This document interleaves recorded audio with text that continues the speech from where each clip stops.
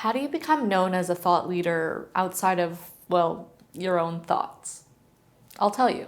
First, set your goals. Determine why you want to be a thought leader and what you want to get out of it. Are you trying to simply increase sales and leads to your business? Are you trying to affect real change in your industry? Figure that out first. Then you need to define your audience. To meet those goals, you have to make sure you're speaking to the right people. If you want to increase sales in your business, make sure you're understanding who your audience is. What is your ideal customer profile, your ICP? Answer questions like, what challenges are they facing? What questions do they have about your product or service? And how can you best help them and make their lives easier?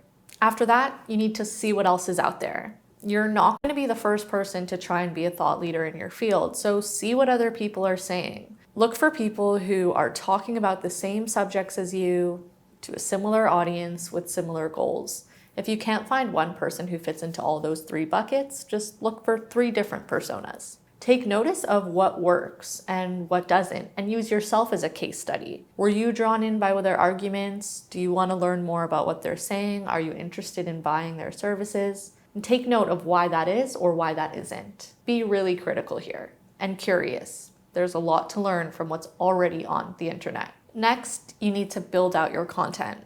This involves codifying your experience and creating repeatable frameworks that audiences can listen to and apply to their own situations. Then you have to map out the production process. Posting on LinkedIn once in a while won't cut it.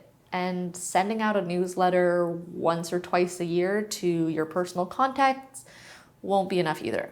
You need to be deliberate in determining what platforms and mediums you're committing to and who you're trying to reach. It sounds overwhelming, I know, but you can do something really simple and keep what I call a content calendar to make sure you know what you're doing every day of the week. Now you have to spread the word. I know self-promotion feels icky and uncomfortable for a lot of us, but think about it this way. We all grew up in classrooms with teachers at the front of the room. They commanded the room, demanded silence of their students, wrote down notes that they made us copy word for word. We were writing down their every thought. Did we think of them as self-promotional? No, they were simply the conduit for the information they were sharing with us. And that's what you're trying to be too.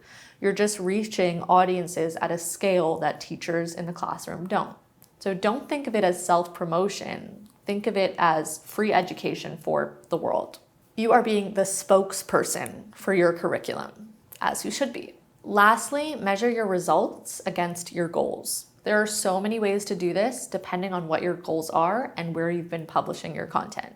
You can look at things like follower growth, engagement with your community, newsletter subscription numbers, the list goes on and on and on. And as long as you're keeping track of what's working and what isn't, what's performing well and what isn't, you're well on your way on your thought leadership journey. And then rinse and repeat.